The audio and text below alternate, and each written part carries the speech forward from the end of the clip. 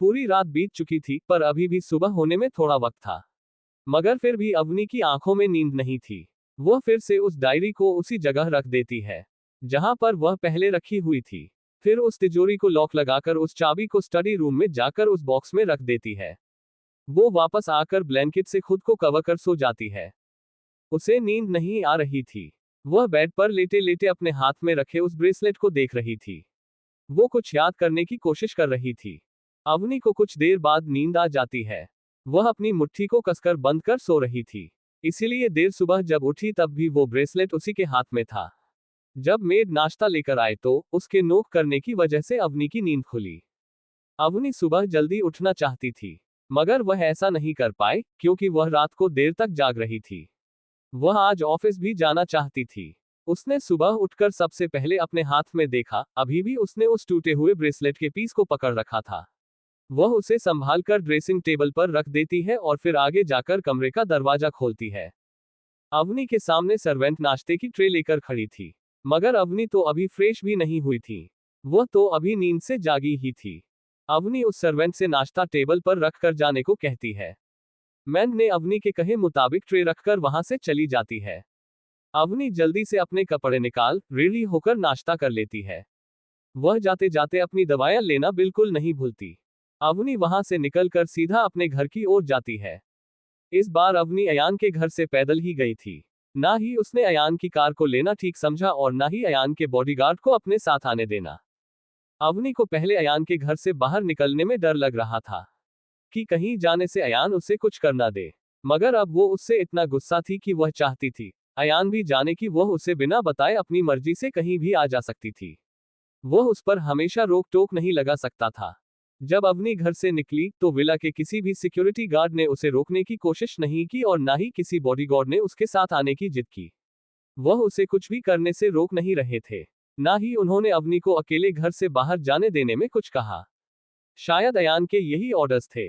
वो शायद अवनी को सच में कैद करके नहीं रखना चाहता था, या फिर उसे अपनी गलती का एहसास था, इसलिए वह ये सब करके अवनी के दिल में अपनी जगह बनाने की कोशिश कर रहा था। अवनी वहां से पैदल आगे तक जाती है। नजदीक में तो उसे कोई भी टैक्सी नहीं मिलने वाली थी, वह जानती थी। आगे चलकर उसे एक टैक्सी मिल जाती है। वह अपने घर जाना चाहती थी। उसकी तबीयत ठीक ना होने के बावजूद भी वह अब ज्यादा सब्र नहीं कर सकती थी। उसे कुछ ऐसा मिला था जिसकी जड़ तक वह पहुंचना चाहती थी। अवनी टैक्सी में अपने घर पहुंचती है। उसने अपने घर की चाबियां ली थी। अवनी जल्दी से लिफ्ट से अपने फ्लैट तक आती है। वो अब बहुत ज्यादा इंतजार नहीं कर सकती थी। वह तुरंत लॉक खोलकर दौड़ते हुए अपने बेडरूम में चली जाती है। वह अलमारी से सारी चीजें इधर उधर फेंकते हुए कोई चीज ढूंढने लगती है। उसे वह चीज मिल गई। उसके हाथ में ब्रेसलेट का टूटा हुआ दूसरा पीस था। अवनी उसे एक दूसरे के साथ रखकर देखती है तो दोनों एक ही ब्रेसलेट के दो टूटे हुए पीस थे। अवनी की आंखों से आंसू पानी की तरह बहने लगे। उसने उस लड़की को ढूंढने के लिए पता नहीं कितने साल लगा दिए, मगर वह उसे कभी ढूंढ न पाई। अवनी जब छोटी थी तब उसकी मॉम की डेथ हो गई थी, जिसके बाद अवनी बहुत ही डिप्रेशन में चली गई थी। उसे कुछ ही चीजों के बारे में पता था।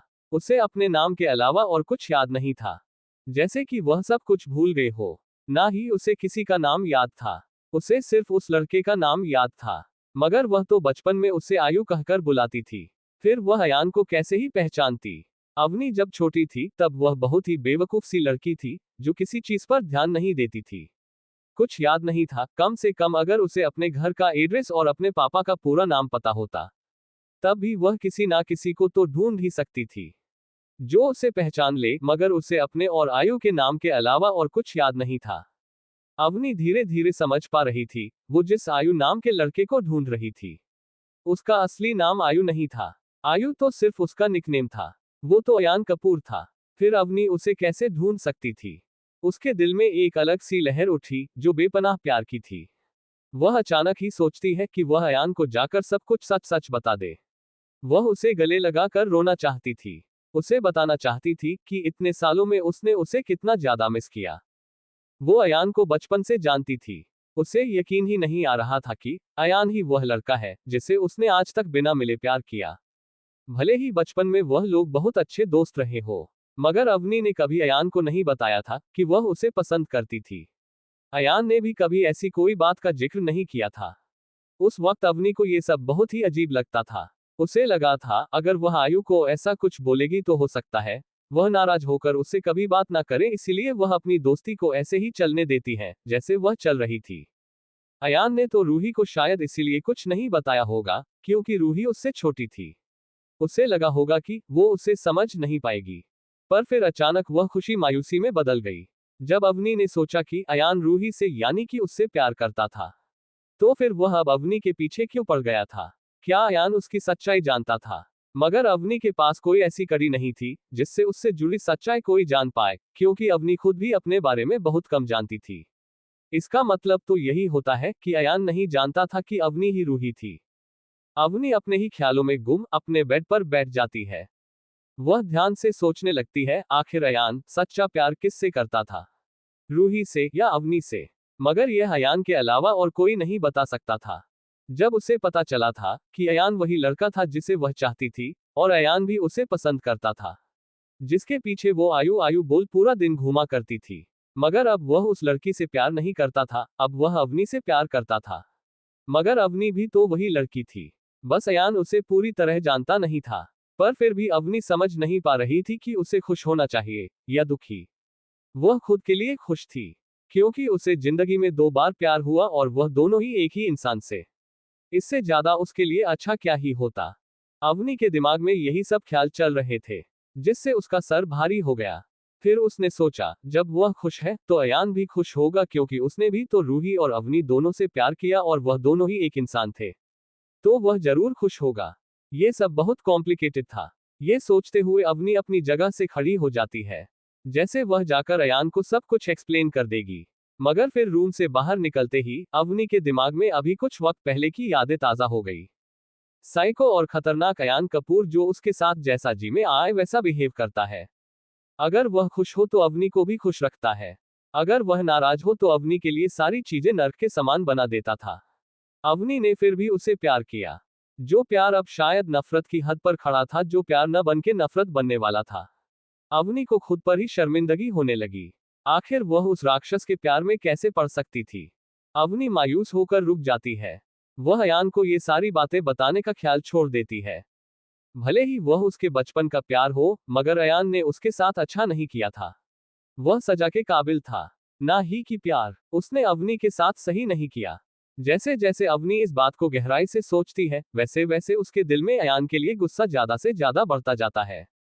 हालांकि अवनी को अयान से बहुत डर लगता था। उसने अवनी को कहा था कि उसे अब से उसी घर में रहना है, चाहे वह चाहे या नहीं। मगर अब वह उस घर में वापस नहीं जाना चाहती थी। अवनी ने अपने दिल में पक्का कर लिया था। उसने घड़ी में देखा, उसे ऑफिस जाने के लिए देर हो गई थी। आज वो पूरा दिन घर पर बैठकर बोर होना नहीं चाहती थी। वैसे भी उसकी तबीयत काफी हद तक ठीक थी। वो वहां से निकलकर आहूजा इंडस्ट्रीज पहुंचती है। उसने अभी भी जिद नहीं छोड़ी थी। उसमें अवनी की कोई गलती नहीं थी कि अयान ने उसे गलत समझा। अयान जबरदस्ती उसे खुद की जिंदगी में बांध कर रखना चाहता था, जो अवनी बिल्कुल नहीं होने देना चाहती थी। वो दोनों कोई नॉर्मल कपल नहीं थे जो एक दूसरे से प्यार करते हो और एक दूसरे के साथ रहते हो। मगर उनका रिश्ता तो जबरदस्ती का था जिसे अयान बनाए रखना चाहता था, मगर अवनी उसमें से छूटना चाहती थी। अवनी ऑफिस पहुंची। वह अपनी केबिन में जाकर अपना काम करने लगती है। आज के दिन उसे करण के साथ एक मीटिंग भी अटेंड करनी थी। वो बस अपने केबिन में बैठी ही थी कि करण उसके केबिन का डोर नॉक करते हुए अंदर जाता है। करण को देख अवनी अपनी जगह से खड़ी हो जाती है। करण अवनी के सामने आकर बैठता है और फिर अवनी भी बैठ गई। करण ने अवनी से पूछा, मिस अवनी, आपकी तबीयत अब कैसी है? अवनी ने कहा, बस अब मैं ठीक हूँ। वैसे भी ज्यादा परेशानी की कोई बात नहीं थी। वैसे मिस्टर आहूजा, मैं आपसे उस दिन के बाद बात नहीं कर सकी, आप ठीक तो है ना? करण ने कहा, हाँ मैं ठीक हूँ, ये सब तो चलता रहता है। ये कहते कहते वो अवनी से नजरें चुराते हुए दीवारों को देखने लगता है। फिर वह कुछ सोचकर अवनी से कहता है, आप मुझे मिस्टर आहूजा कहकर मत बुलाए, आप मुझे करण भी कह सकती है। अवनी ने उसे टालते हुए कहा, ये तो ठीक है, मगर जो पहले आदत पड़ गई है उसे बदलना थोड़ा मुश्किल हो जाएगा। तो डे से चल रहा है वैसे ही चलने देते हैं। करण भी उसे ज्यादा फोर्स नहीं करता। उसके बाद अवनी जिस फाइल को स्टडी कर रही थी उस बारे में वो करण से बात करने लगती है। यह उनके नए प्रोजेक्ट के बारे में थी। उन दोनों के डिस्कशन में बहुत वक्त बीत गया। लंच टाइम हो चुका था, मगर उन दोनों में से किसी की नजर घड़ी पर नहीं गई। तभी एक लड़की जो ऑफ शोल्डर शॉर्ट ड्रेस पहने हुए, चेहरे पर हैवी मेकअप और एक ब्रांडेड हैंडबैग कैरी किए हुए थी, जो अवनी की केबिन में बिना नॉक, बिना किसी की परमिशन अंदर आ जाती है। उसकी उम्र तकरीबन 26 से 27 साल होगी। उसे ऐसे ही बिना इन्फॉर्म किए आते देख अवनी हैरान थी। वह हाई हील्स में उन दोनों की ओर बढ़ रही थी। जब अवनी की नजर दरवाजे पर गई, तो करण भी पीछे मुड़कर देखने लगता है। वह उस लड़की को देख अपनी जगह से खड़ा हो गया। वह लड़की बिना इजाजत अंदर आ चुकी थी। उसे देखकर लग रहा था कि वह पहले से इस जगह के बारे में अच्छे से जानती थी।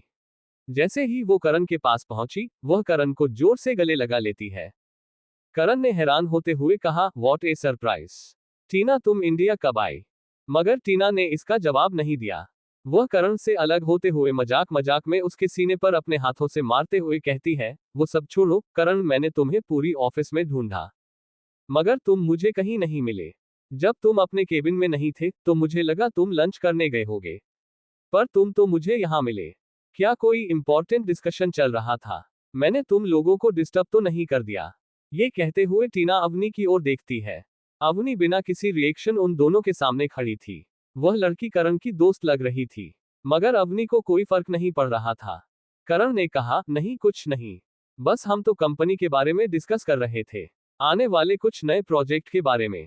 ये कहते हुए करण टीना को आंख मारता है।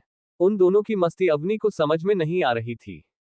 फिर करण टीना को अवनी से मिलाते हुए कहता है, टीना इनसे मिलो, यह मिस अवनी है, आहूजा इंडस्ट्रीज की नई बिजनेस कंसल्टेंट। और वह अवनी से कहता है, मिस अवनी ये टीना है, मेरी दोस्त। अवनी ने टीना की ओर अपना हाथ बढ़ाते हुए कहा, हेलो। टीना उससे हाथ नहीं मिलना चाहती थी, पर उसने करण के बिगड़े हुए हाव भाव को देखा तो वह अवनी से न चाहते हुए भी हाथ मिला लेती है। फिर वह धीमी आवाज में करण से पूछती है, इसकी उम्र तो कुछ ज्यादा नहीं लगती मुझे, लगता है मुझसे भी कम उम्र की होगी। आखिर उसके पास क्या ही एक्सपीरियंस होगा? तुमने इसे इतनी बड़ी जिम्मेदारी कैसे देती? तुम उसकी बात का यकीन कैसे कर सकते हो? करण ने टीना की बात को टालते हुए कहा, तुमने अभी तक अवनी को जाना नहीं है, इसलिए ये बोल रही हो। अगर तुम उसके बारे में जानती तो ये कभी ना बोलती। वो लोग यह बातें बहुत धीमी आवाज में कर रहे थे, मगर अवनी ने उन दोनों से कोई ज्यादा डिस्टेंस पर नहीं थी। वो सब कुछ पा रही थी, मगर उसे कोई फर्क नहीं पड़ा। अवनी बिना किसी हाव भाव वहां खड़ी हुई थी। फिर करण ने अवनी से कहा, मुझे माफ करना मिस अवनी, मुझे भी जाना होगा। अवनी ने कहा, कोई बात नहीं, और करण टीना के साथ वहां से चला गया। टीना को अवनी बिल्कुल पसंद नहीं आई, क्योंकि करण को देख ऐसा लग रहा था कि वह अवनी से बहुत ज्यादा इंप्रेस था। शायद ये भी एक वजह थी कि टीना अवनी को पसंद ना करे, क्योंकि उसे करण पसंद था। करण आगे चल रहा था और टीना उसके पीछे। करण केबिन से बाहर निकल गया था, मगर टीना जाते जाते अवनी की ओर तीखी नजरों के साथ देखती है। अवनी भी इस वक्त उन दोनों को ही देख रही थी, इसीलिए उसकी नजरें भी दरवाजे की ओर थी। जब टीना ने उसकी ओर तीखी नजरों से देखा, तो अवनी और उसकी आंखें मिली। अवनी को टीना की आंखों में खुद के लिए जलन दिखी, जिसे अवनी समझ नहीं पाई, मगर वह इतना जरूर समझ गई कि उसे टीना से बचकर रहने की जरूरत थी। वह नहीं जानती थी कि वह आगे टीना से मिलने वाली है या फिर यह उनकी पहली और आखिरी मुलाकात थी। पर अगर वह फ्यूचर में कभी टीना से मिलती तो इस बात का ख्याल जरूर रखती कि टीना उसकी दोस्त तो कभी नहीं बन सकती थी। अवनी लंच करने का सोचती है। उसने ऑफिस के एक सर्वेंट से अपना लंच अपने केबिन में ही मंगवा लिया। वह लंच करने ही वाली थी कि उसका फोन रिंग करने लगा। उसने देखा उसे अयान कॉल कर रहा था। अयान को गए 24 घंटे से ज्यादा हो चुके थे। वह कल सुबह ही चला गया था। तभी अवनी उससे आखिरी बार मिली थी। उसके बाद अयान ने उसे एक बार भी कॉल नहीं किया था और ना ही अवनी ने उससे बात करने की कोशिश की थी। वह लोग अक्सर फोन पर कम ही बात किया करते थे। अवनी फोन नहीं उठाना चाहती थी, वह उसका कॉल काट देती है, मगर अयान ने उसे फिर से फोन किया। अवनी ने दूसरी बार भी फोन काट दिया। फिर जैसे ही वह फोन रखने को हुई, तीसरी बार अयान उसे कॉल कर रहा था, इस बार फोन को साइलेंट कर रख दिया। वह अयान से किसी भी हालत में बात नहीं करना चाहती थी। वह अपना फोन रख लंच करने लगती है। जब उसने लंच के बाद फिर से अपने फोन को देखा, तो उसने पाया अयान तब से लगातार उसे ही कॉल किए जा रहा था। अब तक अयान के 100 से भी ज्यादा मिस कॉल आ चुके थे। अवनी ने ये देखा ही था कि फिर से अयान का कॉल आने लगा। अवनी को लगा जब तक वो उससे बात नहीं करेगी तब तक उसका पीछा नहीं छोड़ेगा, वो इसे ही खोल परेशान करता रहेगा। इसलिए वह अयान के फोन को इस बार उठा लेती है। अयान ने फोन उठाते ही कहा, कहाँ थी तुम? मैं तुम्हें कब से फोन करने की कोशिश कर रहा हूँ, मगर तुम फोन उठा ही नहीं रही। क्या हुआ है, तुम ठीक तो हो? दूसरी ओर अवनी की फोन ना उठाने की वजह से पहले तो अयान को लगा कि वह उससे नाराज है, इसलिए फोन नहीं उठा रही। मगर बाद में बहुत सारे कॉल्स के बाद भी अवनी जवाब नहीं दिया तो अयान को लगा कि कहीं वह कोई मुसीबत में ना फंस गई हो। इसीलिए वह अवनी के लिए परेशान हो गया था। मगर अवनी ने बेरुखी से कहा, तुम तो ऐसे कह रहे हो जैसे तुम्हें तो कुछ पता ही नहीं। क्या तुम्हें सीधी सी बात नहीं समझ सकती? मैं तुम्हारा फोन इसलिए पिक नहीं कर रही क्योंकि मुझे तुमसे बात करने में कोई इंटरेस्ट नहीं है। तो मुझे फोन कर परेशान करना बंद करो। अयान ने तुरंत कहा, मैं जानता हूं तुम मुझसे नाराज हो, मगर मुझे अपने किए पर पछतावा है। मैं जानता हूं मैंने तुम्हारे साथ गलत किया। अवनी ने कहा, तुम्हें क्या लगता है, क्या तुम ये सब बोलकर छूट जाओगे? क्या मैं तुम्हें माफ कर दूंगी? मैं तुम्हें बिल्कुल भी माफ नहीं करने वाली। मैं कभी तुम्हारे पास नहीं आऊंगी, चाहे तुम जो कर लो। अगर इस बार तुम मेरी जान भी ले लो तब भी मैं और तुम एक नहीं हो सकते। अयान जानता था कि अवनी उससे बहुत नाराज थी, इसीलिए वह उस पर अब ज्यादा पाबंदी नहीं लगा रहा था। उसने उसे अकेले घर से बाहर भी जाने दिया। वह जानता था कि अवनी आहूजा इंडस्ट्रीज में जा रही थी, फिर भी उसने उसे नहीं रोका, क्योंकि अवनी काम करना चाहती थी, वह भी अपने मुताबिक। पर इन सब में अवनी पर कोई असर नहीं हुआ। अवनी अभी भी उस पर उतना ही गुस्सा थी जितना अयान यहां से गया तब थी।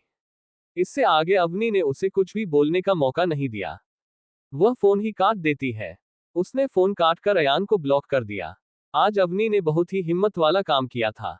वैसे तो अवनी बहुत स्ट्रांग थी और पूरी दुनिया के सामने उससे लड़ने की हिम्मत होती थी, मगर अयान के सामने वह बिल्कुल लाचार और बेबस हो जाती थी। अवनी जानती थी कि क्यों वह अयान के सामने इतना ज्यादा कमजोर पड़ जाया करती थी, मगर हर पल वो ऐसे ही नहीं जी सकती थी। अवनी ने सोचा, अगर उस जैसी स्ट्रांग लड़की सिर्फ इतनी सी बात हैंडल नहीं कर पाए, या फिर वो अपने पति के सामने अबला नारी की तरह बन जाएगी, तो दुनिया में बाकी सब औरतों का क्या ही होगा। अवनी के पास जितनी ताकत और पावर था उतना तो और किसी के पास नहीं होगा। अवनी ने शाम तक अपने फोन में बार बार देखा। उसने जब से अयान को ब्लॉक किया था तब से उसे अयान की कॉल नहीं आई थी, मगर वह ध्यान रख रही थी कि क्या अयान उसे किसी और के फोन से या फिर किसी और सिम कार्ड से कॉल करेगा। पर अयान ने ऐसा नहीं किया। अवनी को लगा कि शायद अयान अब बहुत बड़ा कुछ करने वाला है। हो सकता है वह अचानक से उसके सामने ही आ जाए। मगर अवनी के सोचे मुताबिक कुछ नहीं हो रहा था। जब से अवनी ने कहा था कि वह उसके साथ नहीं रहना चाहती, तब से अयान उसे अपने साथ रहने के लिए फोर्स नहीं करता। अवनी शाम को अपने फ्लैट पर आ गई। उसने अब पक्का निश्चय कर लिया था कि वह अयान से बात नहीं करेगी और ना ही उसके घर जाएगी। वो उससे बहुत ज्यादा नाराज थी। अवनी की नाराजगी कुछ इस तरह से नहीं थी कि वह जिंदगी भर उससे दूर रहेगी, मगर अवनी चाहती थी कि अयान सुधर जाए, उसे अपनी गलती का सही तरीके से पछतावा हो, वह अवनी की कद्र करना सीखे और सही से प्यार करना भी। अवनी चाहती थी कि अयान उसे मनाए। अवनी को पहले तो लगा था कि वो उसे किसी तरह परेशान करने की कोशिश करेगा, मगर अभी तक अयान का कोई पता नहीं था। ना ही उसने दोबारा उसे फोन करने की कोशिश की, ना ही उसके लोगों ने अवनी को परेशान किया और ना ही वह खुद अवनी के सामने आया। अवनी ने घर आते वक्त अपने साथ खाना भी पार्सल करवा लिया था, ताकि वह घर आकर सीधा डिनर कर सके। उसमें अब इतनी ताकत नहीं बची थी कि वह घर आकर खाना बना सके।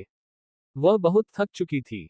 वह डिनर कर सीधा सोने के लिए चली जाती है, पर उसे याद आया उसने पिछले 2 दिन से चिराग से कांटेक्ट नहीं किया था और ना ही चिराग ने अवनी का कांटेक्ट करने की कोशिश की थी। पहले तो अवनी ने सोचा था कि वह बहुत बिजी होगा, मगर इस बार कुछ ज्यादा ही हो गया था। चिराग इतने लंबे वक्त अवनी को कुछ भी इन्फॉर्म करने के लिए कॉल ना करे, ऐसा तो कभी नहीं होता था। अवनी ने उसे कॉल लगाया, मगर उसका फोन नहीं लग रहा था। अवनी ने उसे कई मैसेज की, जिसका भी कोई रिप्लाई नहीं था। हनी ने उसे एक मेल भी भेजा। जब अवनी किसी भी तरह से चिराग का कांटेक्ट नहीं कर पाए, डूबा परेशान हो गई। उससे लगा उसका कहीं चेहरा कोई बड़ी मुसीबत में तो नहीं फंस गया। अवनी अब चैन से नहीं सो पा रही थी। उसे बार बार ख्याल रहा था, अगर ऐसी कोई सिचुएशन होगी जिससे चिराग हैंडल ना कर पाया हो तो क्या होगा। अवनी तुरंत ही रॉकी का कांटेक्ट करने की कोशिश करती है। पहली ही रिंग में रॉकी ने फोन उठा लिया। रॉकी ने पहले हेलो नहीं बोला, वह अवनी के बोलने का इंतजार कर रहा था। अवनी ने कहा, हेलो। रॉकी की आवाज नहीं निकल रही थी। फिर भी वह हिम्मत कार बढ़ाते हुए बोला, जी जी बॉस। सोनी ने कहा, क्या तुम चिराग के साथ हा? रॉकी ने हिचकिचाते हुए कहा, नहीं नहीं बस वह रॉकी की आवाज से ही पता चल रहा था कि वह किसी बात से बहुत ज्यादा घबराया हुआ था। अवनी यह समझ गई कुछ ना कुछ गड़बड़ तो जरूर है, जिसका पता उसे अभी तक नहीं चला। अवनी में नहीं परेशान होते हुए कहा, तुम इतना डर क्यों रहे हो? आखिर हुआ क्या है? और चिराग कहाँ पर है? रॉकी कुछ भी नहीं बोल पा रहा था। उसकी आवाज कांप रही थी। तभी एक लड़की ने रॉकी के हाथ से फोन ले लिया। उसकी उम्र तकरीबन 25 साल होगी। वह अवनी की हम उम्र थी। उसने फोन पर कहा, हेलो बॉस, हमें लगता है चिराग को किसी ने किडनैप कर लिया है। अवनी तुरंत अपनी जगह से खड़ी हो गई। उसने हैरान होते हुए कहा, किसी ने किडनैप कर लिया है? और तुम लोग मुझे अब बता रहे हो? जब उस लड़की ने कहा कि शायद चिराग किडनैप हो चुका है, तो अवनी गुस्सा हो गई। उसने गुस्से से ऊंची आवाज में कहा, ये तुम लोग क्या कह रहे हो? उस लड़की ने बात को सही से समझाते हुए अवनी को फिर से कहा, मगर यह अभी कंफर्म नहीं है। पिछले 12 घंटों से हम उसे कांटेक्ट नहीं कर पाए हैं, इसलिए हमें ऐसा लग रहा है अभी कुछ कंफर्म नहीं है। ऐसा भी हो सकता है कि कोई और वजह हो और वह अपने किसी काम से कहीं पर गया हुआ हो, जिस वजह से हम उसका कांटेक्ट नहीं कर पा रहे हैं। अवनी फिर भी नाराज थी। उसने कहा, पिछले 12 घंटे से चिराग का कोई अता पता नहीं और तुम लोगों ने मुझे बताना तक जरूरी नहीं समझा। तभी एक दूसरे लड़के की आवाज आती है, जो रॉकी के ही हम उम्र का था। उसका नाम रोबिन था। उसने कहा, हम कोशिश कर रहे हैं। हमने उनकी लास्ट लोकेशन पता कर ली थी, मगर वह हमें वहां नहीं मिले। जब वो वहां पर थे, तब से उस जगह से वह जहां भी गए हैं, वहां के सारे सीसीटीवी कैमरे को हम लोग हैक कर इंफॉर्मेशन निकालने की कोशिश कर रहे हैं। हम जल्दी ही उनका पता लगा लेंगे। अभी तक कोई भी परेशानी वाली चीज हमें नहीं मिली है। वह अपने आप ही जाते हुए दिखाई दे रहे थे। वह लड़का बहुत ही साहसी था। उसने अवनी के सामने अपनी सारी बात रख दी। अवनी ने कहा, तुम रोबिन हो ना? और वह जेनी, तुम दोनों रॉकी के साथ क्या कर रहे हो? अभी फोन स्पीकर पर था। वह तीनों ही अवनी की बातें सुन रहे थे। जेनी ने कहा, बॉस वो हम चिराग के लोकेशन पता करने की कोशिश कर रहे थे, इसलिए साथ हैं। अवनी ने कहा, क्या तुम लोग इस चीज को हैंडल कर सकते हो? रोबिन ने तुरंत बोला, हाँ बॉस, हम लोग जल्द ही उनका लोकेशन पता कर लेंगे। आप चिंता मत करिए। जैसे ही हमें कुछ पता लगेगा हम आपको इन्फॉर्म कर देंगे। अवनी ने कहा, ठीक है। उसके बाद वह फोन रख देती है। अवनी को चिराग के लिए डर लग रहा था। कई बार ऐसा होता था कि उनकी दुनिया में लोग गायब हो जाते थे और फिर कभी नहीं मिलते थे। मगर फिर भी उसके दिल में एक तसल्ली थी कि चिराग काफी स्ट्रांग था। वह मुश्किल से मुश्किल सिचुएशन हैंडल करना जानता था। अवनी थक चुकी थी। उसे कल ऑफिस भी जाना था। वह सो जाती है। अवनी सुबह जल्दी रेडी होकर ऑफिस के लिए जाना चाहती थी। उसने सोचा वह ऑफिस पहुंचकर ही नाश्ता कर लेगी। फिर उसे चिराग के बारे में भी पता लगाना था। अवनी ने जाने के लिए घर का मेन डोर खोला तो उसने पाया कि वहां पर 10 से 12 लोग खड़े थे, जो ब्लैक यूनिफॉर्म में थे। वह सब अयान के बॉडीगार्ड थे। अवनी उन लोगों को एक ही बार में पहचान गई। उन लोगों के बीच में अयान खड़ा था। अयान को देख अवनी की बॉडी में एक डरावनी लहर उठी, मगर अवनी ने तुरंत ही खुद को शांत कर दिया। वो हिम्मत कर अयान के सामने बिना डरे खड़ी थी। अयान बेफिक्री से अपने दोनों हाथ अपने दोनों पॉकेट में डालकर खड़ा था। अयान ने अवनी के सामने टेढ़ी मुस्कान देकर कहा, तो तुम ऑफिस जा रही हो, मगर क्या तुम्हें पता नहीं तुम्हें कल रात घर आना था? तुम ऐसे ही मुझे नहीं छोड़ सकती। अवनी ने अपनी मुट्ठियों को जोर से बंद किया और खुद में हिम्मत भरते हुए अयान से कहा, छोड़ने का कोई सवाल ही नहीं है। हम लोग कभी साथ नहीं थे। तुमने मुझे कैद किया था। मैं खुद तुम्हारी कैद से आजाद हुई हूं, ना कि मैंने तुम्हें छोड़ा है। अवनी बातें अयान को इरिटेट कर रही थी। उसने अपने दांतों को भींचा और अवनी से कहा, क्या तुम्हें लगता है तुम मुझसे दूर चली जाओगी? मैंने तुमसे पहले भी कहा था, हम ऐसे ही अलग नहीं हो सकते। कभी नहीं। तुम मेरी बीवी हो, तुम्हें मेरे साथ रहना चाहिए। अवनी ने कहा, तुम मेरे साथ जबरदस्ती नहीं कर सकते। मैं जो चाहूं वह करने का हक है मुझे। मैं तुम्हारे साथ नहीं रहना चाहती। नफरत है मुझे तुमसे। जब अवनी ने जब कहा कि वह उससे नफरत करती है, तो अयान के दिल में एक दर्द उठा। वह अवनी के ऐसे शब्द सहन नहीं कर पा रहा था। उसी पल उसे वो भी याद आ गया जब अवनी ने कहा था वह उससे ना चाहते हुए भी प्यार करने लगी है। अयान ने कहा, तुम अपनी बात पर कायम नहीं हो। पहले तुमने कहा था कि तुम्हें मुझसे प्यार हो गया, लेकिन अब कह रही हो नफरत है। तुम नाराज हो मुझसे, इसीलिए ऐसा बोल रही हो। चुपचाप मेरे साथ चलो। ये कहते हुए अयान अवनी की ओर बढ़ा, तो अवनी ने कहा, वहीं रुक जाओ, मैं तुम्हारे साथ नहीं आऊंगी। मेरे पास भी मत आना। अयान वहीं रुक गया। अयान की आंखों में गुस्सा था, मगर वो जानता था अवनी उससे नाराज थी। वह इस तरह से सब कुछ हैंडल नहीं करना चाहता था। उसने अवनी को समझाते हुए कहा, देखो मैं तुम्हारे साथ जबरदस्ती नहीं करना चाहता। अब मेरी बात मान लो। मैं जानता हूं मुझसे गलती हुई है, अगर तुम चाहो तो हम इस बारे में बैठकर अच्छे से बात कर सकते हैं। अवनी अपने दोनों हाथों को बांधकर ध्यान से अयान को सुनने लगी। पर इसके बाद अयान को कुछ बोलने के लिए सूझ नहीं रहा था। उसने कुछ सोचा, आखिर लोग अपनी बीवियों को कैसे मनाते होंगे। अवनी अभी भी मुंह फूल कर खड़ी थी। अयान ने कहा, देखो, मैं कैसे कहूं। अयान बोल नहीं पा रहा था। अयान अवनी से माफी मांगना चाहता था। उसके मुंह से कुछ निकल ही नहीं रहा था। वह कई बार अवनी से बोल चुका था कि उससे गलती हुई है, मगर एक भी बार उसने नहीं कहा कि वह उससे इस चीज के लिए माफी मांगता है। फिर अयान ने सोचा, भले ही उसने किसी को यह ना बोला हो, मगर वह अवनी को तो ये बोल ही सकता था। आखिर वह दुनिया में सबसे ज्यादा उससे प्यार करता था। वो अपने अंदर के ईगो को शांत किया और उनसे कहा, देखो मैंने जो कुछ भी किया, बहुत बड़ी भूल थी। मुझे ऐसा नहीं करना चाहिए था। मुझे अफसोस है। मैं तुमसे दिल से माफी मांगता हूँ। प्लीज मेरे साथ चलो। मैं अब दोबारा कभी ऐसा नहीं करूंगा। जब अयान ने ये कहा, तो उसके सारे बॉडीगार्ड सर झुकाकर खड़े थे, जो अयान के ऐसे शब्दों से हैरान होकर अपनी आंखों के कोनों से अयान को देखने लगे। उन लोगों के रिएक्शन देखने जैसे थे। सबके सब हैरान थे और सबके रिएक्शन एक साथ एक ही जैसे थे। सबकी सांसें एक साथ अटक गई। अजय और अंगद तो अयान को घूर कर देखने लगे। जब अवनी ने देखा कि अयान के पीछे खड़े लोग किस तरह से रिजेक्ट कर रहे थे, तो अवनी खुद भी हैरान हो गई। क्या अयान इस तरह का इंसान था, जो कभी माफी नहीं मांगता था? उसके करीब रहने वाले लोग इतना ज्यादा हैरान हो गए, सिर्फ और सिर्फ अयान के इस तरह के बिहेवियर से। अयान को अपने पीछे खड़े लोगों के रिएक्शन नहीं पता था। अयान पीछे मुड़कर देखना भी नहीं चाहता था। उसे इस वक्त बहुत ही अजीब फील हो रहा था। वैसे भी अवनी जान चुकी थी कि शायद अयान पहली बार किसी से माफी मांग रहा था। इसलिए तो उसके आवाज में हिचकिचाहट थी, जो कभी नहीं दिखती थी। वह हर चीज कॉन्फिडेंट के साथ बोलता था, जो आज इस वक्त कहीं गायब था। अवनी अपने होठों को चबाती है। वह ऐसा इसलिए करती है क्योंकि वह हंसना नहीं चाहती थी। उसे हंसी आ रही थी। शायद अयान के माफी मांगने का तरीका बहुत ही खतरनाक था, वह भी अयान के लिए। वह शायद ऐसा कभी ना करता अगर उसके सामने अवनी ना होती।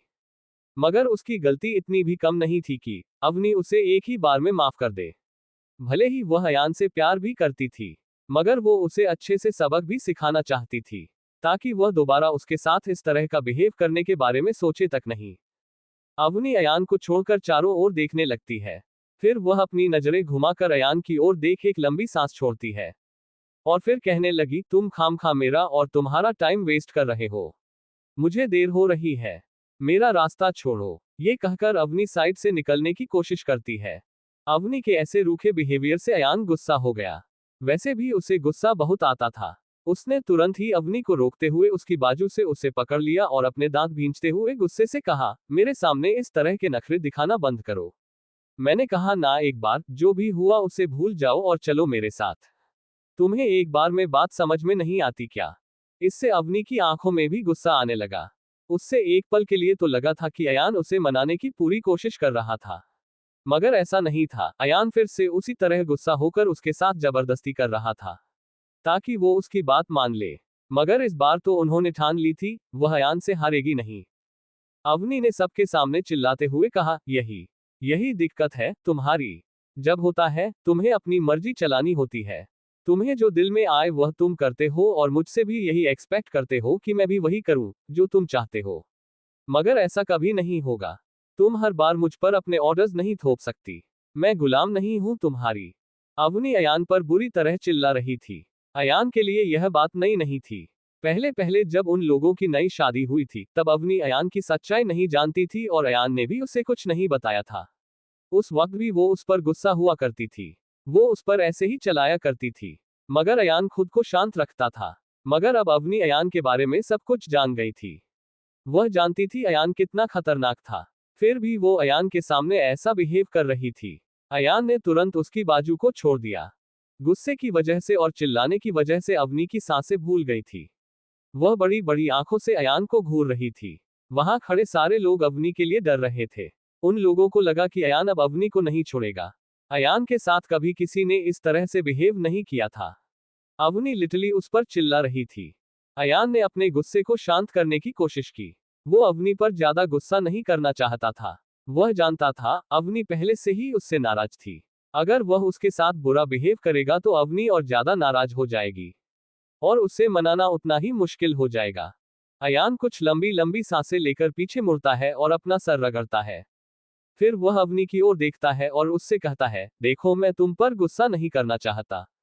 अगर तुम सीधे सीधे मेरी बात मान लो, मैं तुम्हें यहां मनाए बगैर नहीं जाऊंगा। अयान पहले से ही डिसाइड करके आया था कि वह अवनी को लेकर ही जाएगा, मगर अवनी किसी भी हालत में उसकी बात मानने के लिए तैयार नहीं थी। इसलिए उसके बात उसकी ईगो पर आ गई थी। पर फिर भी वह बार बार खुद के गुस्से को शांत करके उसे को मनाने की कोशिश कर रहा था। जब अयान ने बोलना बंद किया तो अवनी ने कहा, हो गया तुम्हारा। तुम ऐसे ही गुस्सा करते हो। तुम्हारा दिमाग तुम्हारे कंट्रोल में नहीं है। तुम जब चाहो तब किसी राक्षस की तरह बन जाते हो। मुझे लगता है मुझे तुम जैसे लोगों से दूर रहना चाहिए। इसलिए मुझे अपने साथ रखने का ख्याल भूल जाओ। मैं तुम्हारे साथ नहीं जाऊंगी। अब जाने दो मुझे। ये बोलकर अवनी फिर से जाने लगती है। इस बार अयान का दिमाग बुरी तरह गर्म हो गया। उसने अवनी को बाजू से पकड़ा और खींचकर दीवार की ओर धक्का दे दिया और उसके दोनों शोल्डर्स को अपने दोनों हाथों से पकड़कर दीवार की ओर धकेलते हुए अवनी से कहा, तुम्हें क्या मजा आता है? विस्मयादिबोधक चिन्ह, विस्मयादिबोधक चिन्ह। मुझे इस तरह से गुस्सा दिलाकर। क्या तुम नहीं चाहती कि मैं शांत रहूं और तुम्हें भी कोई तकलीफ ना दूं? क्यों तुम नहीं समझती मैं तुमसे कितना ज्यादा प्यार करता हूं? अगर तुम इसी तरह से मुझसे लड़ती रहोगी तो मैं शांत कैसे रहूंगा? अब कोई बात नहीं होगी। मैं आगे कुछ नहीं सुनना चाहता। तुम चाहो या ना चाहो तुम अभी इसी वक्त मेरे साथ चल रही हो। ये बोलकर वो उसका हाथ पकड़ उसे खींचते हुए लिफ्ट की ओर जाने लगता है। उसके पीछे उसके सारे लोग थे। ये तो अच्छा था कि जिस फ्लोर पर अवनी का फ्लैट था उस फ्लोर पर सिर्फ 2 ही फ्लैट थे, जिसमें से दूसरा खाली था। इसीलिए अभी तक वहां किसी बाहरी लोग को इस तमाशे की खबर नहीं लगी। भले ही अयान जबरदस्ती अवनी को अपने साथ ले जाना चाहता था, मगर अवनी हरगिज ऐसा नहीं होने देना चाहती थी। उसने पहले से ही सोच कर रखा था। वह अयान से फिर से चिल्लाकर कहती है, छोड़ दो मुझे, वरना अच्छा नहीं होगा। अयान पीछे मुड़कर देखता है। उसने अभी भी अवनी का हाथ पकड़ रखा था। अवनी ने अपने दूसरे हाथ से अपने ही सर पर गन रख दी थी। अयान ने ये देख अवनी का हाथ तुरंत छोड़ दिया। जैसे ही अयान ने अवनी का हाथ छोड़ा, अवनी उन लोगों से दूर हो गई। वो अयान से कहने लगी, तुम मुझे मेरी इजाजत के बगैर कहीं नहीं ले जा सकते। कभी नहीं। मैं खुद की जान ले लूंगी, मगर तुम्हारे साथ नहीं जाऊंगी। बेशक तुम मेरे शरीर को अपने साथ ले जा पाओगे, मगर याद रखना उसने जान नहीं होगी। अवनी की आंखों में जुनूनियत थी। वह किसी भी हालत में अयान के आगे घुटने नहीं टेकने वाली थी। ये बात अयान ने जान ली थी। अवनी अपनी बात पर टिकी हुई थी। अयान को एक पल के लिए डर लगा। अवनी की आवाज से ऐसा नहीं लग रहा था कि वह झूठ बोल रही है या सिर्फ अयान को डराने की कोशिश कर रही है, मगर वह सच में ऐसा कर सकती थी। अयान ने सोचा, अवनी की जिंदगी में सब कुछ बिखर गया था। उसके साथ पिछले कुछ वक्त से कुछ भी अच्छा नहीं हो रहा था। कोई भी इंसान इन सब बातों से डिप्रेशन में चला जाएगा। उसे जीने की कोई अच्छी वजह नहीं मिलती तो लोग सुसाइड भी कर सकते थे। मगर क्या अवनी इतनी ज्यादा कमजोर होगी कि वह सुसाइड कर ले? पर अयान ने उसकी जिंदगी को सच में बहुत मुश्किल बना दिया था। वह उसकी हर एक मूवमेंट को कंट्रोल करने की कोशिश करता था। अयान को लगा कि वह सच में अवनी के साथ इस तरह से जबरदस्ती नहीं कर सकता था। उसे अवनी से माफी मांगने की जरूरत थी। उसे मनाने की जरूरत थी, ना कि उसके साथ इस तरह से जबरदस्ती करने की। वह फिर से खुद के बिहेवियर को कोस रहा था। उसने शांत होकर अवनी को समझाने की कोशिश की, देखो तुम जो भी कर रही हो वह गलत है। हम लोग शांति से बात कर सकते हैं। मैं तुम्हारे साथ अब कोई बुरा सलूक नहीं करूंगा। तुम जैसे चाहती हो वैसे तुम्हें जीने दूंगा, पर मेरी जिंदगी से मत जाओ। मैं अकेला नहीं रह सकता। अयान अवनी के सामने गिड़गिड़ा रहा था। अवनी ने कहा, चुपचाप यहां से चले जाओ। मैं आगे कोई तमाशा नहीं चाहती। अगर तुम चाहते हो कि मैं खुद की जान ना लूं, तो चले जाओ यहां से। अयान ने अवनी को बुरी तरह डरा दिया था। सच में अवनी खुद की जान ले लेगी। अगर अवनी ने ऐसा कर दिया तो अयान जिंदगी भर खुद को माफ नहीं कर पाएगा और ना ही उसके बिना जी पाएगा। वैसे भी उसकी लाइफ में कुछ नहीं बच गया था। वह किसी भी हाल में अवनी को चाहता था। उसने अवनी को शांत करते हुए कहा, देखो तुम कुछ मत करो। मैं जा रहा हूं। मैं तुम्हें परेशान नहीं करूंगा। वादा करता हूं, मेरी वजह से तुम्हें कभी रोना नहीं पड़ेगा। मैं तुम्हें कोई दर्द या तकलीफ नहीं दूंगा। प्लीज तुम ऐसा मत करो। अयान के पीछे पड़े लोग भी घबरा रहे थे। साथ ही साथ वो हैरान भी थे। उन लोगों ने अयान को इस तरह किसी के सामने गिड़गिड़ाते हुए नहीं देखा था। अवनी ने भी अयान जैसे स्ट्रांग और पावरफुल इंसान को खुद के सामने इस तरह गिड़गिड़ाते हुए देखा तो उसे पता नहीं क्यों मगर अयान के लिए बहुत बुरा लगा। अयान की शक्ल ऐसी हो गई थी कि कोई छोटा बच्चा अपने खिलौनों को बचाना चाहता हो। इस तरह से अयान अवनी को चाहता था, उसकी हालत भी बिल्कुल वैसे हो गई थी। जब अवनी ने अयान के चेहरे पर खुद को खो देने का डर देखा तो वह उसे मन किया कि वह अयान को माफ कर दे। सच में अयान उससे बहुत प्यार करता था। भले ही वह खुद के गुस्से को कंट्रोल नहीं कर पाता था। वह अवनी को किसी जिंदा इंसान की तरह ट्रीट नहीं करता था, बल्कि किसी डॉल की तरह कंट्रोल करना चाहता था। मगर इस वक्त वह अवनी की जान की कीमत जानता था। अयान अपने लोगों को पीछे कर अवनी को समझाते हुए वहां से चला जाता है। जब अयान वहां से चला गया तो अवनी ने चैन की सांस ली। उसके जाते ही वह हंसने लगी। उसने अयान जैसे खतरनाक और पावरफुल इंसान को डरा दिया था, मगर उसके डर की वजह से ही अवनी अपने ही ख्यालों में खो गई। वह जान गई थी अयान के लिए उसकी क्या कीमत थी। वह उनकी बात मान वहां से चला गया था। अब अवनी ये देखना चाहती थी कि अयान आगे क्या करेगा। वह अयान की जबरदस्ती बिल्कुल भी सहन नहीं करने वाली थी। अवनी गन रखकर ऑफिस के लिए चली जाती है। उसे अयान की वजह से लेट हो चुका था। अवनी अयान की वजह से पूरा 1 घंटा इस तमाशे में फंस गई थी।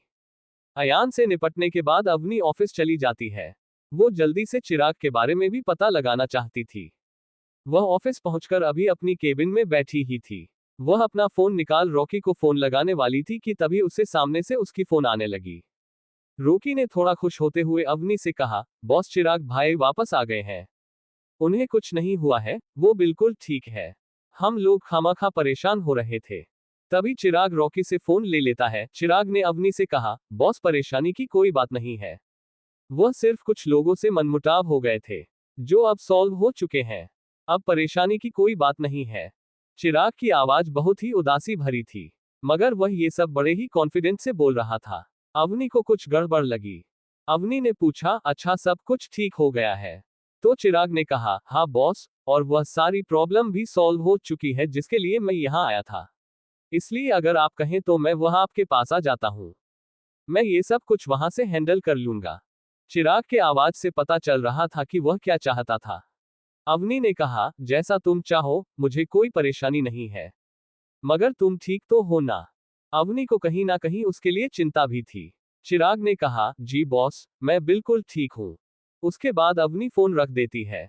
उसकी बहुत बड़ी परेशानी हल हो चुकी थी, मगर अभी भी वह सोच रही थी, आखिर चिराग कहाँ चला गया था और वह अपने आप ही वापस कैसे आ गया। अगर चिराग की जगह कोई और होता तो अवनी उस पर कभी यकीन ना करती। मगर चिराग ऐसे ही किसी के हाथों बिकने वाला नहीं था। वह कभी भी अपने लोगों से या अपने बॉस से गद्दारी नहीं करता। वह बहुत ही वफादार था। सिर्फ इसीलिए अवनी बेफिक्र थी।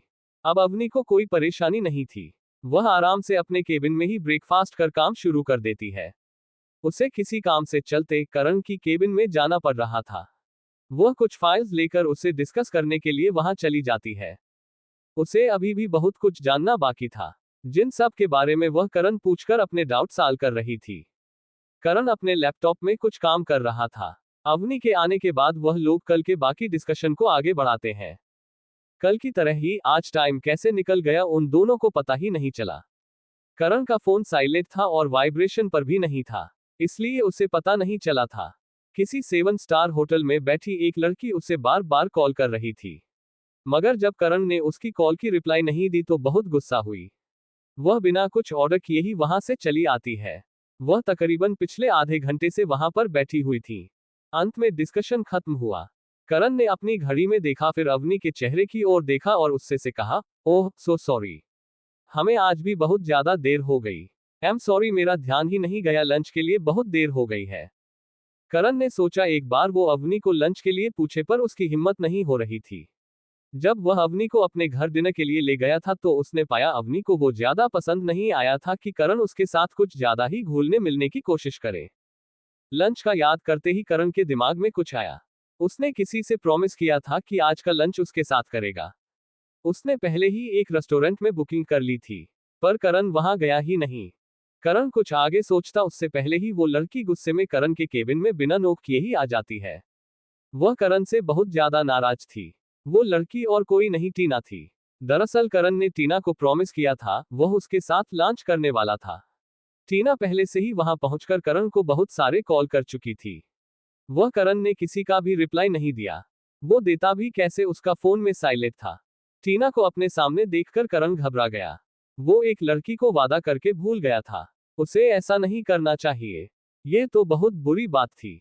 बेचारी टीना। उसने रेस्टोरेंट में करण का कितना ज्यादा इंतजार किया, ऊपर से वह फोन भी नहीं उठा रहा था। उसका गुस्सा होना जायज था। टीना ने देखा कि करण अवनी के साथ था। एक तो पहली ही मुलाकात में अवनी उसे अच्छी नहीं लगी थी और करण अपने वादा भूल गया था, और ऊपर से वो उस लड़की के साथ बैठा था। अवनी के लिए टीना के दिल में और भी ज्यादा नफरत पैदा हो गई। टीना को लग रहा था जैसे अवनी उससे करण को छीन रही थी। वो ऐसा नहीं होने देना चाहती थी। टीना को देखकर अवनी समझ गई कि मामला कुछ बिगड़ने वाला था, क्योंकि वो बहुत गुस्से में थी। उसे लगा उसे इस वक्त उन दोनों के बीच नहीं होना चाहिए। उसने करण से इजाजत लेते हुए कहा, मुझे लगता है अब मुझे जाना चाहिए। ये बोलकर वो वहां से तुरंत निकल जाती है। अवनी के जाते ही टीना करण पर भड़क पड़ी। उसने करण से गुस्से से कहा, तुम्हारा फोन कहाँ है? मैंने तुम्हें कितने सारे कॉल्स किए मगर तुमने किसी का भी रिप्लाई नहीं दिया। तुम्हें पता है, मैं पिछले आधे घंटे से तुम्हारा इंतजार कर रही थी, ऊपर से तुम फोन भी नहीं उठा रहे हो। ये कैसी लापरवाही है? अगर तुम नहीं आना चाहते थे तो तुम मना कर देते, मगर इस तरह से तो मुझे इग्नोर ना करते। करण ने फोन में देखा, टीना के बहुत सारे फोन कॉल्स थे। उसने देखा उसका फोन साइलेंट था। करण ने टीना से माफी मांगते हुए कहा, मुझे माफ कर दो। बहुत बड़ी गलती हो गई। मेरा फोन साइलेंट था, इसलिए मुझे पता ही नहीं चला कि तुमने कब इतने सारे कॉल कर दिए, और ऊपर से मैं इस बारे में भूल गया था। अगर तुम चाहो तो चलो हम अब लंच कर लेते हैं। मगर टीना मानने वाली नहीं थी। वह करण से झगड़ा कर रही थी, और करण लगातार उसे मनाने की कोशिश कर रहा था। वहीं दूसरी ओर अवनी अपने केबिन में आ चुकी थी। उसने देखा उसकी केबिन में खाने का पार्सल पड़ा हुआ था।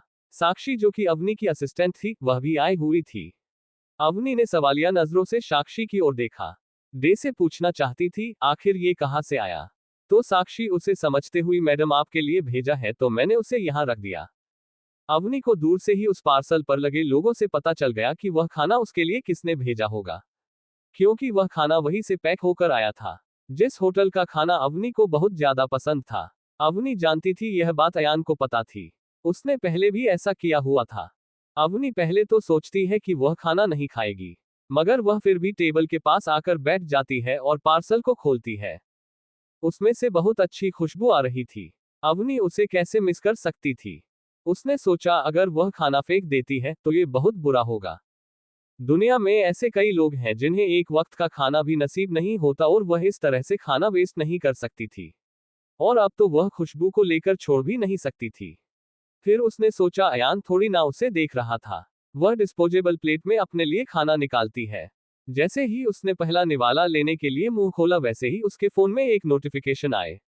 उसे किसी का मैसेज आया था। अवनी का फोन वही टेबल पर पड़ा था कि स्क्रीन पर एक मैसेज दिखा। वह मैसेज अयान ने किया था। अयान ने लिखा था, मैं जानता हूं तुम्हें खाना जरूर पसंद आएगा, तुम प्लीज मुझे माफ कर दो। अवनी ने एक बार अपने फोन की स्क्रीन की ओर देखा और एक बार अपने हाथ में पकड़ने वाले की ओर देखा। फिर उसने, मेरा कुछ सोच है। वो अपने फोन को पलट कर उल्टा कर दिया और वह खाने लगी। वहीं दूसरी ओर अयान अवनी के मैसेज सीन करने का इंतजार कर रहा था, मगर अवनी ने मैसेज खोला ही नहीं था। उसने ऊपर नोटिफिकेशन से ही पढ़ लिया। वह उनको कोई जवाब नहीं देती, बल्कि इग्नोर कर देती है। हालांकि वह अयान का दिया हुआ खाना खा लेती है। जब अवनी का कोई भी जवाब नहीं आया तो अयान को लगा कि उसकी यह कोशिश भी नाकाम हो गई। उसे लगा कि अवनी ने शायद वह खाना फेंक दिया होगा। वह कुछ और सोचता है। आज के दिन के लिए काफी था। अवनी को मनाने की कई कोशिश की थी, मगर वह नहीं मानी। पर अयान हार नहीं मानने वाला था। अवनी रात को अपने घर पहुंची तो उसे बहुत अजीब लगा। वह जिस बिल्डिंग में रहती थी वहां पर कोई नहीं था। वहां पार्किंग में भी सिर्फ 2 कार्स थी, वरना उस वक्त पर पूरा पार्किंग फुल रहता था। अवनी को बहुत ज्यादा अजीब लगा तो उसने चौकीदार से पूछा। वह चौकीदार तकरीबन 50 साल का होगा। अवनी ने उसे पूछा, अंकल आज यहाँ पर कोई क्यों नहीं है? क्या सभी के सभी इस साथ कहीं पर गए हैं? मगर ऐसा तो कभी नहीं होता है। चौकीदार ने कहा, हाँ मैडम ऐसा तो कभी नहीं होता, मगर अब बोलो वापस नहीं आने वाले? सब चले गए। अवनी ने हैरानी से पूछा, सब चले गए हैं? मगर कहाँ? उस चौकीदार ने हैरानी से अवनी और से कहा, अरे मैडम यहाँ पर जो लोग रह रहे थे, उन लोगों को किसी बहुत बड़े आदमी ने मुंह मांगे पैसे दिए हैं और बिल्डिंग के सारे फ्लैट को अच्छी कीमत देकर खरीद लिए हैं। और तो और ऊपर से तुरंत यहाँ की जगह खाली करने के लिए इससे भी 2 गुना जगह में बना हुआ घर भी ऑफर किया था। सब लोग एक साथ चले गए। क्या आपको इसके लिए कुछ नहीं बोला गया? क्या आपको किसी का फोन नहीं आया? अवनी शौक थी। यह जरूर अयान ने किया था। उसे बहुत ही अजीब लग रहा था। उसकी वजह से अयान ने एक दिन में पता नहीं क्या कुछ कर दिया था। इसके बाद अवनी चौकीदार से कुछ नहीं कहती। वो अपने फ्लैट की ओर ऊपर चली जाती है। उसका घर 7वीं मंजिल पर था। अवनी जानती थी अयान के लिए पैसे पानी की तरह थे, मगर वह उसे अवनी के लिए बहा रहा था। अवनी जब अपने घर के मेन डोर के पास रुकी तो उसने पीछे मुड़कर अपने ही फ्लो के दूसरे फ्लैट की ओर देखा। वहां बाहर 5 बॉडीगार्ड्स खड़े हुए थे। अवनी तुरंत समझ गई, जरूर वहां पर अयान होगा।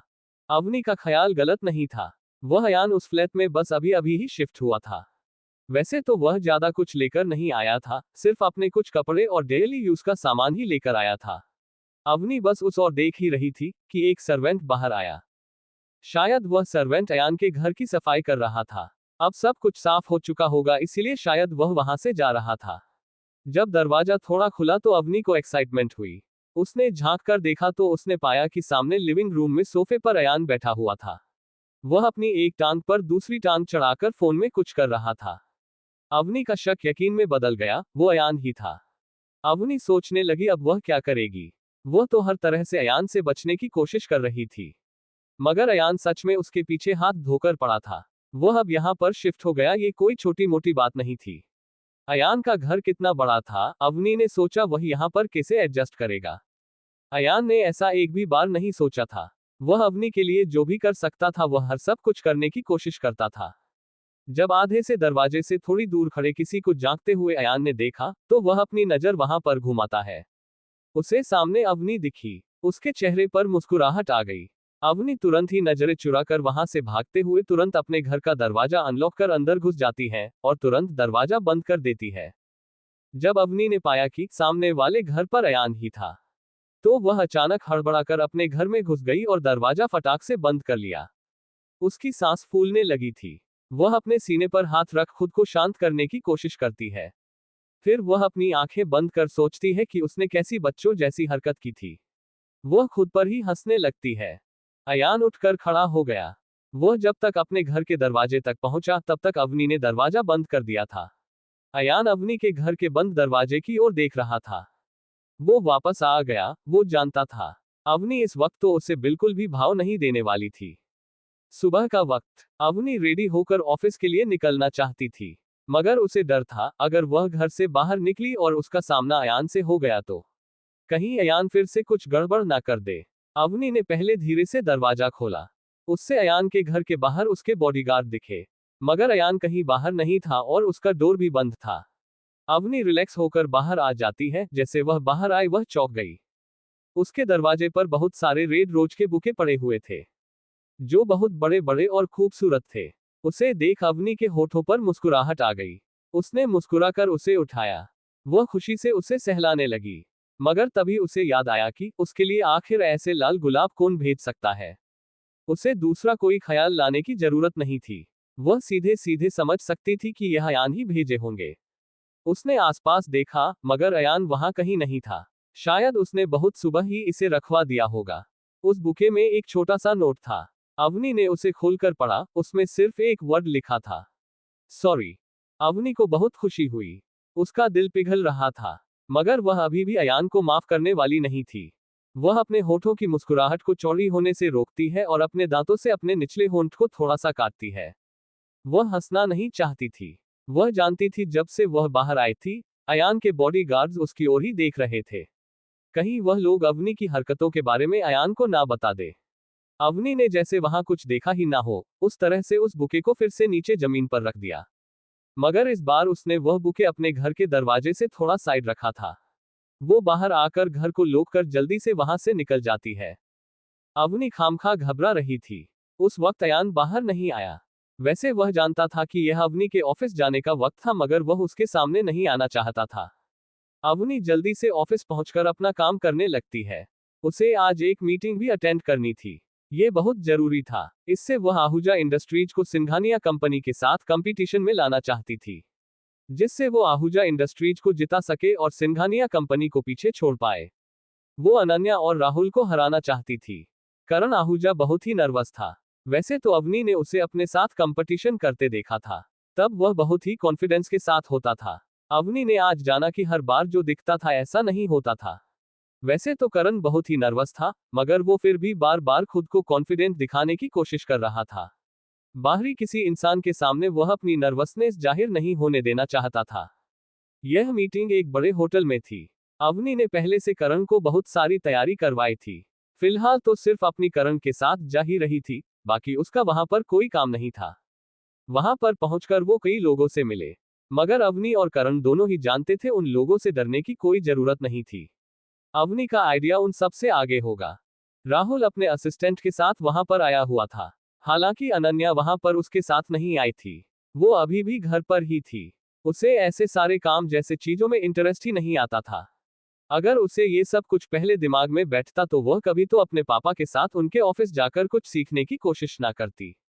मीटिंग के दौरान राहुल खुद को कॉन्फिडेंट दिखा रहा था। उसे लगता था कि सिंघानिया कंपनी के सारे प्रोजेक्ट सही होते हैं और उन्हें कभी कोई हरा नहीं सकता था। इसलिए ये डील उसकी ही होने वाली थी।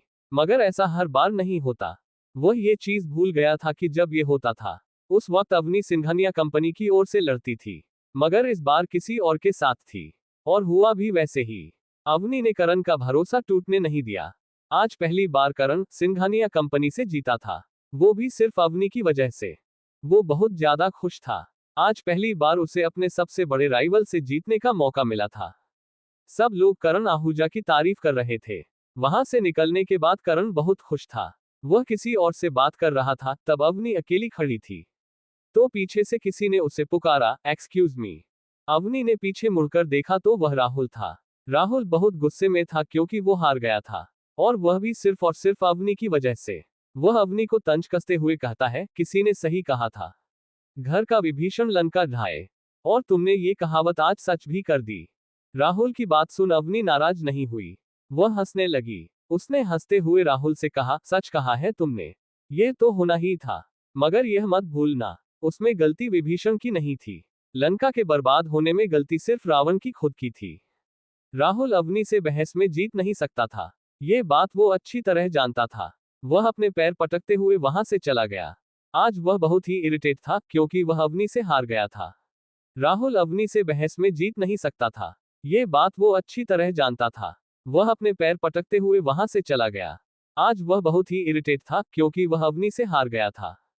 अवनी बहुत खुश थी। करण भी बहुत खुश था। वो सबसे बात कर अवनी के पास आ जाता है।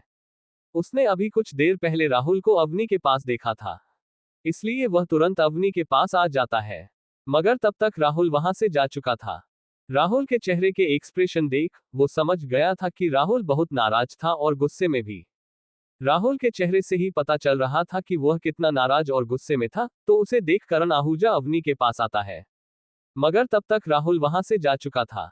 करण ने अवनी से मजाकिया अंदाज में कहा, अच्छा तो सिंघानिया कंपनी के नए सीईओ को हमसे हार कर कैसा लगा?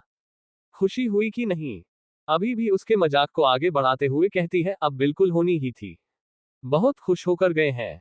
मगर ये तो सिर्फ ट्रेलर था, पूरी पिक्चर अभी बाकी है। ये कहते कहते अवनी की आवाज कठोर हो गई थी। उसकी हर एक शब्द में बदले के भाव थे, जो वो राहुल और अनन्या से लेना चाहती थी। फिर करण ने अवनी से कहा, ठीक है अब आगे देखेंगे। मगर आज जो हमारी जीत हुई है, उसकी पार्टी तो बनती है। चलो हम चलते हैं। ये कहकर वो अवनी के साथ फिर से ऑफिस के लिए निकलता है। टीना आहूजा इंडस्ट्रीज के मेन ऑफिस में पहले से मौजूद थी। वह करण के केबिन में बैठकर उसका इंतजार कर रही थी। टीना आज फिर करण से मिलने आई थी। वो करण को पसंद करती थी और वह ये भी चाहती थी कि करण भी उसे पसंद करे, मगर करण उसे सिर्फ अपना दोस्त ही समझता था। फिर भी टीना अपनी पूरी मेहनत करती थी उसे खुद की ओर अट्रैक्ट करने में। जब करण अपने ऑफिस में एंटर हुआ तो उसने सबकी अटेंशन खुद की ओर खींची और एक अनाउंसमेंट की। उसने कहा, आज हमारी सबसे बड़ी जीत हुई है। एक बहुत बड़ा प्रोजेक्ट हमारी कंपनी को मिला है। वैसे तो इन सारी चीजों का सबसे ज्यादा श्रेय मिस अवनी को ही जाता है, मगर इसमें आप सबका भी बहुत बड़ा हाथ है। ये हमारी कंपनी के लिए खुशी का मौका है, इसलिए आज रात एक पार्टी रखी गई है जिसमें आप सभी लोग इनवाइटेड हैं। पार्टी के बारे में अनाउंसमेंट सुनकर सभी लोग बहुत ज्यादा खुश हो गए। करण कुछ ज्यादा ही खुश था। उसने जैसा सोचा था सब कुछ ऐसा ही हो रहा था। टीना को उसे इतना ज्यादा खुश देखकर बहुत अच्छा लगा, पर उसे ये अच्छा नहीं लगा कि वह अवनी की इतनी ज्यादा तारीफ कर रहा था। टीना ने एक नजर अवनी को देखा। वो बेहद ही खूबसूरत थी। उसके चेहरे पर एक अलग ही रौनक थी। उसके चेहरे पर मासूमियत थी, मगर साथ साथ बहुत ग्रेसफुल भी थी। टीना को अवनी से जलन हो रही थी, मगर वो कुछ नहीं कर सकती थी। उसे दिल ही दिल ऐसा लग रहा था कि जैसे अवनी कारण के करीब आने की कोशिश कर रही थी। वह उसे फंसाना चाहती थी। वो ये हरगिज बर्दाश्त नहीं कर सकती थी जिसे वह हासिल करना चाहती थी, उस किसी और की नजर हो। हालांकि यह सारे टीना के वहम थे। अवनी के दिल में ऐसा कुछ भी नहीं था। टीना उन सब से एक फ्लो ऊपर थी। वो सीढ़ियों से नीचे उतरकर करण के पास आ जाती है। वो उसे कांग्रेचुलेशन कहने के लिए पहले उसे हक करती है और फिर उसे मुबारकबाद देते हुए कहती है, कांग्रेचुलेशन करण, मैं तुम्हारे लिए बहुत ज्यादा खुश हूं। टीना ने करण को मुबारकबाद दी थी, मगर उसने अवनी की ओर देखा तक नहीं, जैसे वह उसे इग्नोर कर रही थी। अवनी तुरंत समझ गई, मगर वह कोई तमाशा नहीं चाहती थी और न ही उसे टीना के इग्नोर करने से कोई फर्क पड़ता था। अवनी वहां से सीधा अपने केबिन में आ जाती है। उसने केबिन में आकर देखा तो डेस्क पर एक बहुत बड़ा चॉकलेट का बॉक्स था। उसमें सारी चॉकलेट्स बहुत ही अच्छी तरीके से डेकोरेट करके रखी हुई थी। तरह तरह के शेप चॉकलेट्स वहां मौजूद थे। उसे देख अवनी के चेहरे पर खुशी आ गई। वो खुद को सिखाने से रोक नहीं सकती थी, मगर उसे अचानक याद आया, ये तो उससे मैंने भेजी थी और वह तो अभी अयान से नाराज थी, फिर वो कैसे ले सकती थी। उसने चॉकलेट के साथ रखे हुए नोट को पढ़ा। उसमें वही एक वर्ड लिखा था, सॉरी। आज सुबह लाल गुलाब को देखकर अवनी के चेहरे पर जो बड़ी मुस्कान आने वाली थी, जिसे अवनी ने रोक दिया था, मगर वह इस वक्त उसे नहीं रोक पाए। वो खुशी से मुस्कुराने लगी। अयान उसे मनाने की हर कोशिश कर रहा था। वह अच्छे पति की तरह उसे मना रहा था, ना कि उसके साथ कोई जबरदस्ती कर रहा था, और न ही डरा धमका कर उसे उससे अपनी बात मनवाने की कोशिश कर रहा था। मगर अवनी नहीं जानती थी, अयान का नेचर ऐसा कब तक रहने वाला है। वह उसका पेशेंस चेक कर रही थी। वह अयान के गुस्से को पहले से ही जानती थी और नहीं चाहती थी कि फ्यूचर में कभी अयान उसके साथ इस तरह से बिहेव करे जिस तरह से उसने पहले किया था। अयान अभी अपने केबिन में बैठा था। अजय उसके सामने पीछे हाथ बंद कर खड़ा था। अजय ने सर झुकाकर कहा, सर आपने जो बोला था हमने वह काम कर दिया है, मगर अब नहीं जानते इस बार मैडम का रिएक्शन क्या होगा, क्योंकि सुबह तो उन्होंने कुछ भी रिएक्ट नहीं किया था। तभी अयान उसे अपने हाथ से जाने का इशारा कर देता है। अयान बाकी कुछ नहीं सुनना चाहता था। अयान को अभी भी उम्मीद थी कि अवनी उसे जल्द ही माफ कर देगी, मगर अब तक ऐसा कुछ नहीं हुआ था। उसकी कई कोशिशों के बावजूद भी अवनी उसे भाव तक नहीं दे रही थी। इससे अयान बहुत मायूस हो गया। अवनी अभी भी अपने सामने पड़ी चीज को देख रही थी। उसके हाथ में अभी भी वो नोट पकड़ा हुआ था जिसमें सॉरी लिखा हुआ था। वो मुस्कुराकर उसकी ओर देख रही थी। फिर वह उस नोट को वही टेबल पर रख देती है और प्यार से उन चॉकलेट्स को छूने लगती है। फिर उसने सोचा कि यहाँ तो अयान उसे नहीं देख सकता था। अगर वह इस चॉकलेट को खाएगी तो अयान को थोड़ी ना पता चलने वाला था। अवनी ने अपनी पसंद की एक चॉकलेट के रैपर को रिमूव किया। जैसे ही वो उसे अपने मुंह में रखने वाली थी, उसके फोन में एक मैसेज आया, जिस पर लिखा था, क्या तुमने वह चॉकलेट्स खाए? क्या तुम्हें वह पसंद आए? अवनी उसे इग्नोर कर देती है। वह अयान को कोई भी जवाब नहीं देने वाली थी। उसने अपना सारा ध्यान चॉकलेट पर लगा दिया, जो अभी अभी उसके मुंह में जाने वाली थी। वह कहीं और अपना टाइम जाया नहीं करती। अवनी स्वाद लेकर कुछ चॉकलेट खाती है, फिर बाकी सबको बाद के लिए रख देती है, क्योंकि उसे अभी लंच भी तो करना था। अवनी चॉकलेट के बड़े से बॉक्स में से चॉकलेट निकल चॉकलेट बॉक्स को फेंक देती है और चॉकलेट अपने पर्स में डाल देती है। वो ऐसा इसलिए करती है ताकि वो सब उसके पास अच्छी तरह से आ जाए। इतने बड़े बॉक्स को वो घर नहीं ले जाना चाहती थी। अगर वह ऐसा करती तो जरूर अयान पता चल जाता। वह उसे पता नहीं लगने देना चाहती थी कि उसने अयान की दी हुई चॉकलेट खाई थी। हाँ, मगर वह उसे छोड़ने भी नहीं चाहती थी। तो फिर उसका यही एक रास्ता था। दूसरी ओर अयान अपनी फोन की ओर घूर रहा था। अवनी ने मैसेज पढ़ लिए थे, मगर फिर भी वह कोई रिप्लाई नहीं दे रही थी। ये अयान के लिए कोई नई बात नहीं थी। पिछले कुछ दिनों से यही चल रहा था। अवनी उसे लगातार इग्नोर कर रही थी, मगर वह खुद उसे मनाने की हर नाकाम कोशिश कर रहा था। जब से अवनी ने अयान को धमकी दी थी कि वह उसके साथ किसी भी हालत में नहीं रहेगी और अगर अयान ने उसके साथ जबरदस्ती करने की कोशिश की तो वो खुद की जान ले लेगी, तब से अयान बहुत ही अपसेट रहने लगा था। उसे हर वक्त अवनी को खो देने का डर रहता था। वह किसी भी इंसान को किसी तरीके से डरा सकता था, मगर जब अवनी खुद उससे ना डर कर उसी को अपनी जान देने की धमकी देने लगी, तब वो खुद मजबूर हो गया। अब उसके पास अवनी को प्यार से मनाने के अलावा उसके पास और कोई रास्ता नहीं था। आहूजा इंडस्ट्रीज के सारे एम्प्लॉय आज जल्दी कर जाने वाले थे, क्योंकि सभी को पार्टी में जो जाना था। सभी लोग शाम से पहले जाने लगे थे और कुछ ही लोग बचे थे। अवनी भी निकलने वाली थी। टीना अभी भी करण के केबिन बैठी थी। वह करण को अकेला नहीं छोड़ रही थी। शायद उसे सच में अवनी से डर लग गया था कि कहीं वो करण को उससे छीन ना ले। इसीलिए तो वो अपने पापा का नाम देकर करण को कहने लगी, पापा ने बोला है तुम मुझे तुम्हारी सारी बिजनेस टिप्स सिखाओगे। वो तुम्हारे काम से बहुत ज्यादा इम्प्रेस है। वह चाहते हैं मैं भी तुम्हारी तरह काबिल बनूं। टीना की मीठी मीठी बातों से करण को अच्छा लग रहा था। उनकी फैमिली के साथ भी करण के अच्छे रिलेशन थे। टीना के पापा करण को अच्छी तरह से जानते थे। करण ने उसे जवाब देते हुए कहा, कोई बात नहीं, तुम जब चाहो तब यहाँ सकती हो और तुम जो चाहो तुम मुझसे सीख सकती हो, मुझे कोई दिक्कत नहीं होगी। वह अपनी दोस्त को मना थोड़ी ना करता। करण के बाद सुनने हंसने लगती है और फिर वह जगह से खड़ी होकर बस अपने कंधों पर कंधे पर टांग कर हमसे कहते हैं, चलो मुझे जाना चाहिए करने का जेल। तुम्हें याद तो है ना, पार्टी में तुम्हें भी आना होगा, तब मुझे बताओ मैं तुम्हें पिक करूं या तुम खुद आ जाओगी। टीना इस मौके को थोड़ी ना छोड़ने वाली थी। उसने कहा, वैसे तो मैं आ सकती हूं, पर अगर तुम मुझे पिक करने आओ छेगे तो मुझे बहुत अच्छा लगेगा। इनडायरेक्टली वह चाहती थी कि करब उसे रहने के लिए आए करेंगे। यह बात समझ गया। उसने कहा, ठीक है फिर मैं जरूर आऊंगा, तुम रेडी रहना। टीना ने कहा, ओके देन। और फिर हो वहां से वह करण की केबिन से बाहर आकर सोचते हैं कि उसे पहले वॉशरूम जाना चाहिए। ऑफिस का लगभग सारा स्टाफ जा चुका था। टीना वॉशरूम के बाहर वॉश बेसिन में तू रही थी। उसने टीना को देखा, मगर वह से बात नहीं करती क्योंकि टीना भी ज्यादातर उसे इग्नोर ही किया करती थी। अवनी वॉशरूम के अंदर चली जाती है, मगर टीना के इंटरेस्ट पर आकर उसे कदम रुक गए।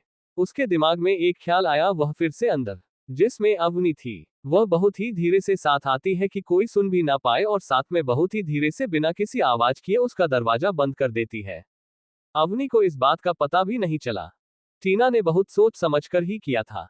वह जानती थी कि इस वक्त ऑफिस का बहुत कम स्टाफ रह गया था। टीना के चेहरे पर टेढ़ी मुस्कुराहट आ गई। वो अवनी से बहुत जलती थी। किसी भी हाल में वो अवनी को पीछे कर देना चाहती थी। टीना अपना काम कर वहां से निकल जाती है। उसे पता था अभी उस फ्लो पर कोई नहीं आने वाला था। टीना अपना काम कर वहां से निकल जाती है। उसने देर से सोचा था, उसने पीछे कोई सबूत नहीं छोड़ा था, क्योंकि वॉशरूम में कोई सीसीटीवी कैमरा भी नहीं होते। अवनी को तुरंत पता चल गया कि उसके साथ कुछ तो गड़बड़ थी। उसने दरवाजा खोलने की तुरंत कोशिश की। अवनी ने किसी के कदमों की जाती हुई आवाज सुनी, मगर वह बहुत ही धीमी थी। जैसे कोई बहुत कोशिश कर रहा हो कि ज्यादा आवाज ना हो। अवनी को कुछ अजीब लगा। वह वैसे भी बाहर आने ही वाली थी। उसने जल्दी से दरवाजा खोलना चाहा, मगर दरवाजा बाहर से किसी ने बंद कर दिया था। अवनी ने बहुत कोशिश की, मगर दरवाजा नहीं खुला। उसने अपने हाथों से जोर जोर से उस पर पटकना शुरू किया, ये सोचकर कि अगर कोई बाहर होगा तो शायद उसकी आवाज सुनकर उसके लिए वहां आ जाएगा। अवनी ने जोर से दरवाजे पर अपने हाथों को मारते हुए ऊंची आवाज में चिल्लाना शुरू किया, हेलो, कोई है क्या? मैं यहाँ पर लॉक हो गई हूँ।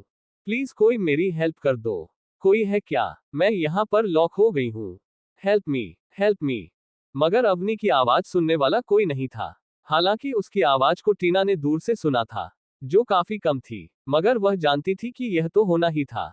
इसलिए वह मुस्कुराते हुए वहां से चली जाती है। करण आहूजा भी अब घर जा रहा था। ऑफिस के लगभग सारे लोग जा चुके थे। अवनी सचमुच बहुत बुरी तरह फंस गई थी। करण आहूजा ने ऑफिस से बाहर निकल कार पार्किंग में अपनी कार के पास आकर अवनी को कॉल लगाया। वह नहीं जानता था कि अवनी कब चली गई। अवनी के केबिन में उसका फोन रिंग कर रहा था, जिसकी आवाज सुनने के लिए वहां पर कोई नहीं था। वॉशरूम में बंद अवनी को अफसोस था कि वह क्यों अपना फोन अपने केबिन में ही छोड़कर आई। वह नहीं जानती थी उसके साथ ऐसा कुछ हो जाएगा। वह तो बस सिर्फ कुछ वक्त के लिए यहाँ पर आई थी, फिर क्यों वह अपना फोन लेकर आती। उसका फोन वैसे भी उसके हैंडबैग में था और ऊपर से उसने जिस तरह के कपड़े पहने थे उसमें उसका बड़ा सा फोन कैरी करना मुमकिन नहीं था। अवनी अपने सर पर हाथ रखकर टॉयलेट की सीट पर बैठ जाती है। उसे समझ नहीं आ रहा था कि वह क्या करे। उसकी आवाज बाहर कोई नहीं सुन रहा था। वह जानती थी आज सारा स्टाफ बहुत जल्द ही जा चुका था। अब शायद यहाँ कोई नहीं रुका होगा। फिर उसने सोचा, वो ऐसे ही हाथ पर हाथ धर के नहीं बैठ सकती थी।